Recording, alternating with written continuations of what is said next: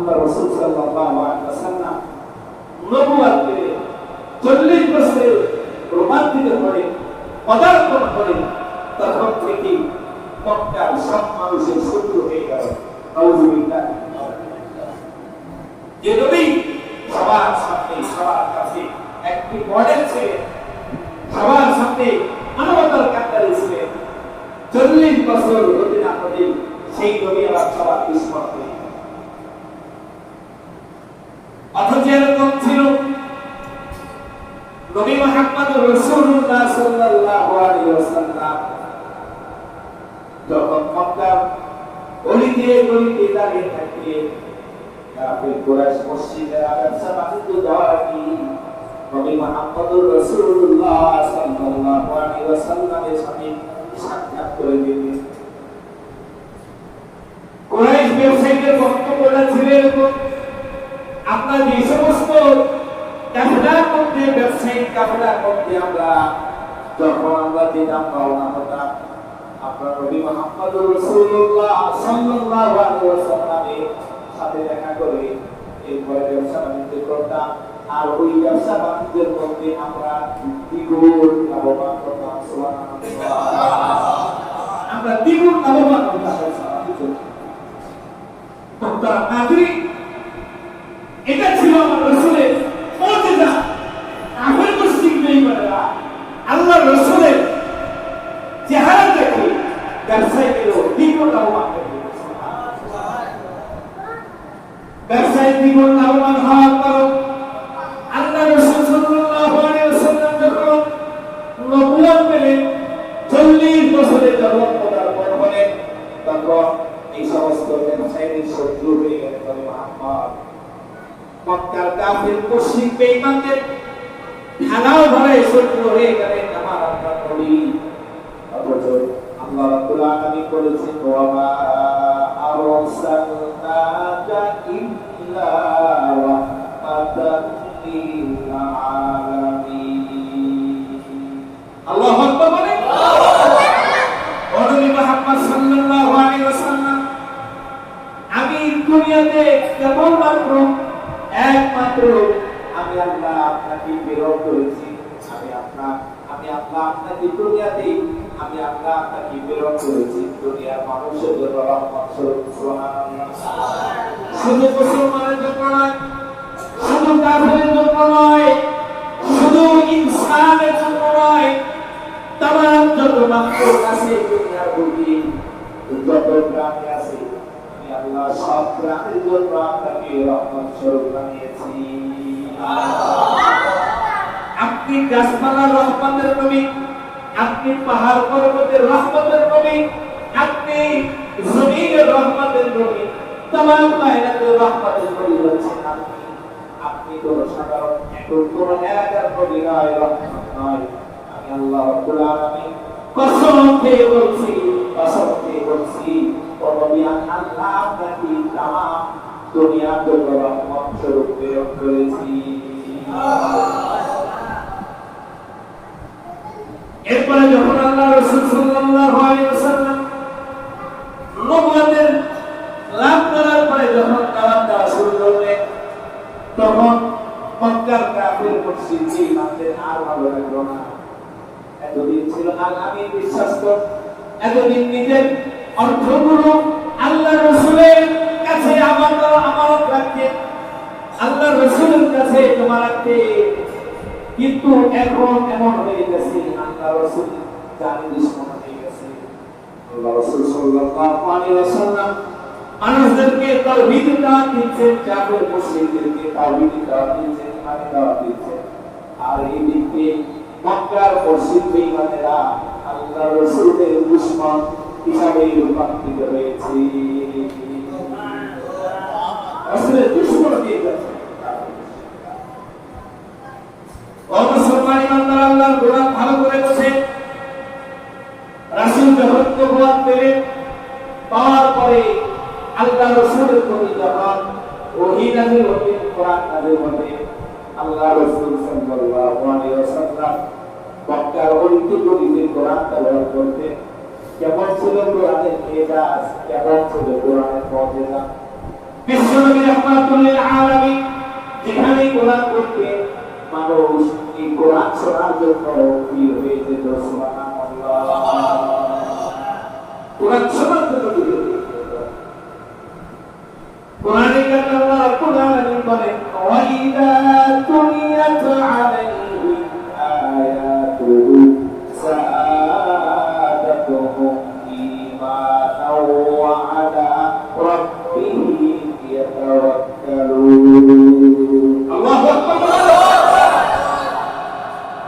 মানুষ যখন ইনসান যখন কোরআন তেলাওয়াত করে আল্লাহ রাব্বুল আলামিন বলে দিচ্ছে কোরআন তেলাওয়াত করার সাথে সাথে আমি আল্লাহ তাদের ঈমানকে বাড়িয়ে দিই।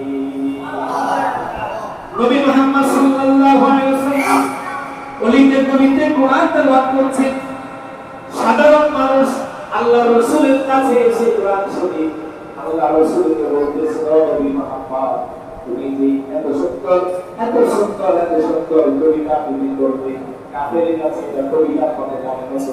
এত সুন্দর তুমি কবিতা আবৃত্তি করলে এরকম কবিতা তো আমরা আমাদের বাপ দাদার জন্ম কখনো শুনি নাই। নবী মুহাম্মদ তোমার এটা যদি সত্য হয় তাহলে তুমি সত্য নবী, তুমি সত্য নবী, তুমি যে কোরআন তেলাওয়াত করছো এই কোরআন সত্য কোরআন। তাহলে হাত দেরি করা লাগবে না, আমরা হাত বাড়িয়ে দিলাম। আমাদের হাতে হাত রেখে আমাদেরকে কালিমা পড়ে মুসলমান বানিয়ে দাও। মক্কার মধ্যে মানুষ আস্তে আস্তে কালিমা পড়ে মুসলমান হয়ে যাচ্ছে। এই খবরটা যখন বড় বড় কাফের মুশরিক আবু জাহেল, উতবা, নজর ইবনে হারিস, উকবা ইবনে আবি সাইবা মক্কার বড় বড় কাফেররা যখন শক্তি পেলে তখন তাদের মাথা গরম হয়ে গেল। আমরা জানছি নবী মুহাম্মদ রাসূলুল্লাহ সাল্লাল্লাহু আলাইহি ওয়াসাল্লাম তাকে দিয়ে দেওয়ার জন্য তিনি যেন দাওয়াত না দেয়, মানুষ যেন কালিমা পড়ে মুসলমান না হয়ে যায়। আর নবী মুহাম্মদ ওইতে কোরআন তেলাওয়াত করেছে, সাধারণ মানুষ তার কোরআন তেলাওয়াত শুনে মুসলমান হয়ে যাচ্ছে। এই অবস্থা দেখে কাফের মুশরিক বেঈমানেরা নতুন করে ছাকাতেন। মক্কার মধ্যে সবচেয়ে একজন বড় কবি ছিলেন লাবিব ইবনে রাবি। এই লাবিবকে বললেন নবী সর্বনাশ হয়ে যাচ্ছে। মক্কার সাধারণ মানুষগুলো নবী মুহাম্মদ সাল্লাল্লাহু আলাইহি ওয়াসাল্লামের কোরআন তেলাওয়াত শুনে তারা মুসলমান হয়ে যাচ্ছে। তাড়াতাড়ি আসো, তুমি আরেক জায়গায় দাঁড়িয়ে তুমি কবিতা আবৃত্তি করবা, তাহলে মানুষ মুহাম্মদ যে কোরআন তেলাওয়াত করছে এই কোরআন তেলাওয়াত থেকে বিরত থাকবে। লাবিব ইবনে রাবি বললেন আচ্ছা ঠিক আছে চলো আমাকে নিয়ে যাও। লাবিব ইবনে রাবি মুহাম্মদ সাল্লাল্লাহু আলাইহি ওয়াসাল্লামের সামনে গেলেন, যার পরে বললেন নবী মুহাম্মদ তুমি তো কোরআন তেলাওয়াত করো, মানুষ তোমার কোরআন তেলাওয়াত শুনে পাগল হয়ে কান্না করে মুসলমান হয়ে যায়, তাহলে আমাকে একটু শোনাও, আমি তোমার কোরআনটা একটু শুনবো। আবু লাহাব, উতবা, সাইবা, নজর ইবনে হারিস, আবু জাহেল, আবু লাহাবকে লাবিব ইবনে রাবি বললেন হে আবু লাহাব, আবু জাহেল শোনো, আমাকে একটু সাকর আগে শোনাতে হবে। এরপরে রাসূলের কাছে যাওয়ার পরে আল্লাহ রাসূল সাল্লাল্লাহু আলাইহি ওয়াসাল্লাম লাবিবকে বললেন ও লাবিব ঠিক বলছো, মক্কার মুকাররমার সবথেকে বড় একজন সাহিত্যিক কবি, তোমার সাহিত্যের কাছে বড় মানুষ জিততে পারে না। লাবিব তুমি তাহলে শোনো, আমি তোমাকে একটা দুইটা পড়তে শুনিয়ে দিই। লাবিব বললেন আচ্ছা ঠিক আছে। এরপরে নবী মুহাম্মদ সাল্লাল্লাহু আলাইহি ওয়াসাল্লাম অন্তত সূরা পড়েন নাই, ৭০টি সূরা পড়েছে। আমার সাথে আপনারা পড়েন আউযু বিল্লাহি মিনাশ শাইতানির রাজীম বিসমিল্লাহির রাহমানির রাহিম ইন্না আ'তাইনাকাল কাউসার ফাসাল্লি লিরাব্বিকা ওয়ানহার ইন্না শানিআকা হুয়াল আবতার। এই ছোট্ট সূরা কোরআনে কারীমের সবথেকে ছোট সূরা হচ্ছে সূরা কাউসার। এই ছোট্ট সূরা তেলাওয়াত করার পরে রাবিরা বুঝতে দেরি হলো না। রাবি বলে এটা কোনো লাইসা কালাম, এটা কোনো মানুষের কথা হতে পারে না, এটা কোনো মানুষের বানানো কিছু হতে পারে না, এটা আল্লাহ প্রদত্ত জিনিস। রাবি আল্লাহ রাসূলকে বললেন নবী মুহাম্মদ তুমি তোমার হাতটা বাড়িয়ে দাও আমি তোমার হাতে হাত রেখে হাতটা বলে মুসলমান হয়ে যাই লামির মুসলমান হয়ে গেলেন আবু জাহেল বলল খবর নাকি তোমাকে আল্লাহ মানুষদেরকে কোরআন থেকে দূরে রাখবা অথচ তুমি মানুষদেরকে কোরআন থেকে দূরে রাখবা বলে কথা তুমি কোরআনে করো না আবু জাহেলের এই কথার কাউন্টার দিয়ে রাবি বলে ও আবু জাহেল শোনো এটা সাধারণ কোনো মানুষ নয় এটা হচ্ছে আখির নবী শেষ নবী তার পিছনে তোমরা যতই লাগো না কেন তাকে যতই স্তব্ধ করে দেওয়ার চেষ্টা করো না কেন যার রশিটা আল্লাহর দিকে ওই রশি কাটা মাত্র শক্তি দুনিয়ার কোনো মানুষের না সুতরাং তার জয় হবেই হবে বিশ্বের মধ্যে তার এই কোরআনের তেলাওয়াত হবে তামাম দুনিয়ার মধ্যে তার তাওহীদের কালিমার পতাকা উত্তীর্ণ হয়ে যাবে এই কথা বলার পরে আবু জাহেলের মাথা আরো গরম উল্টার মাথা আরো গরম এক পর্যায়ে আল্লাহ রাসূলকে দুনিয়া থেকে বিদায় দিয়ে দিবেন আল্লাহ রাসূলকে হত্যা করে ফেলবেন আল্লাহ রাসূলকে মাকতুল করে দুনিয়া থেকে বিদায় করে দিবেন এরকম প্ল্যান করলেন এই অবস্থা যখন আল্লাহ রাব্বুল আলামিন নবী মুহাম্মদুর রাসূলুল্লাহ সাল্লাল্লাহু আলাইহি ওয়াসাল্লামকে ওহী করে পাঠিয়ে দিলেন জিবরিলকে পাঠিয়ে দিলেন ওর দিকে যাও আমার হাবিবের কাছে বলো আল্লাহ রাব্বুল আলামিন আপনাকে দয়া করে বলেছে আপনাকে প্রস্তুতি গ্রহণ করতে বলেছে এই মক্কাতে আর বেশি থাকা যাবে না মদিনায় হিজরত করে দিতে হবে সুবহানাল্লাহ মদিনায় হিজরত করে দিতে হবে আপনার মক্কায় আর বেশি আমার যে আলোচ্য বিষয় ছিল আল্লাহ রাসূলের প্রতি মহব্বত এই মহব্বত বোঝাবার জন্য আমি এই পিছন থেকে আমার আলোচনাটাকে শুরু করেছিলাম সময় একেবারে সংক্ষিপ্ত স্বপ্নের সপ্তাহে ইনশাআল্লাহ শেষ করব এই দিক দিয়ে যখন মক্কার কাফের মুশরিক বেঈমানেরা রাসূলকে হত্যা করে ফেলবে আল্লাহ রাসূল সাল্লাল্লাহু আলাইহি ওয়াসাল্লাম ওহী পাঠ করে আবু বকরকে বললেন আবু বকর তুমি আমার ইজ্জতের সাথে হওয়া প্রস্তুত থেকো আবু বকর 6 মাস ধরে আল্লাহ রাসূল সাল্লাল্লাহু আলাইহি ওয়াসাল্লামের তাকের আশায় একটা রজনীয় ঘুমায় নাই সুবহানাল্লাহ